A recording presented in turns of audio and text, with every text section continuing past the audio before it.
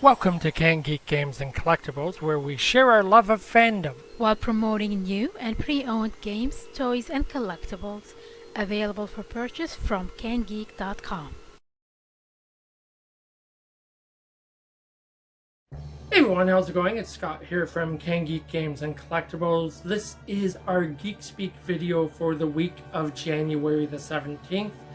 And Chris and I finally found an opportunity over the weekend to sit down and watch No Time to Die, the most recent James Bond flick, and the last time we will see Daniel Craig in the role as 007.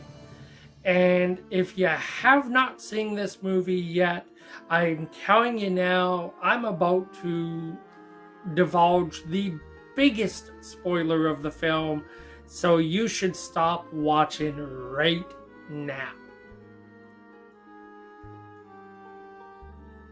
Okay, so if you're still here, here's the biggest shocker of this film for me.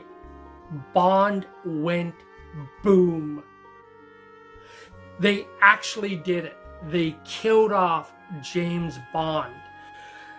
Daniel Craig's character at the end of this really, really long film, I'm fairly sure this was the longest Bond film ever laid to film, is killed in a salvo of missiles when they come raining down on him. There is no question about it. He's dead. Now, obviously, somewhere in Hollywood, some writer has come up with a way of bringing him back. However, there was an interview done with Daniel Craig about a month and a half ago, where apparently he confirmed that from the very beginning of his tenure as Bond, the plan was always to kill his character off at the end of his 5-film run. And they did. Which has left me scratching my head, wondering how exactly do you bring Bond back from the dead? And maybe to that point, how do you bring a franchise back from the dead? Growing up, we grew up to some degree around Bond films. James Bond was one of my father's favorite things to watch. I think I saw every Bond film at least twice in my life. And that's fine. I have no issues with this. It's a great fond memory that I have with my father.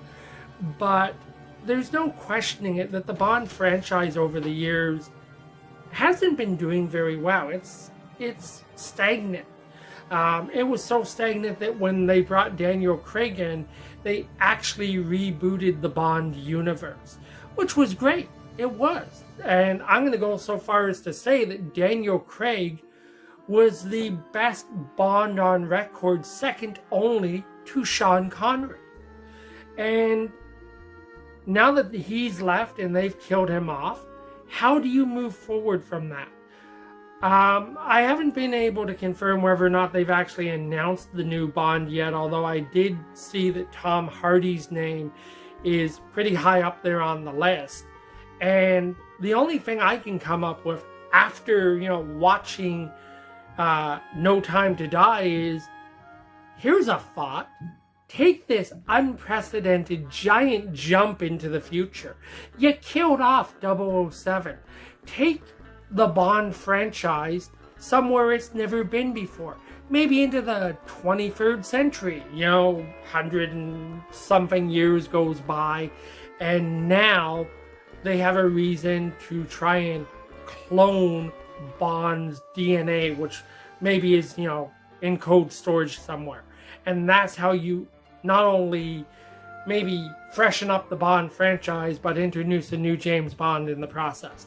It's far-fetched, it'll never happen, but the way No Time to Die ended, unless they're going to reboot this franchise all over again, I see something drastic having to happen in order for them to move forward. And maybe drastic is good.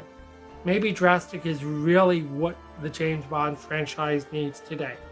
Leave me a comment and let me know if you think I'm crazy or if you actually agree with me. If you have your own theories about what they could do to, move forward with the Bond films, I'd love to hear that as well. Again, thanks very much for watching this video and for supporting us here at Can Geek Games and Collectibles. We'll talk again soon, and until we do, ciao for now.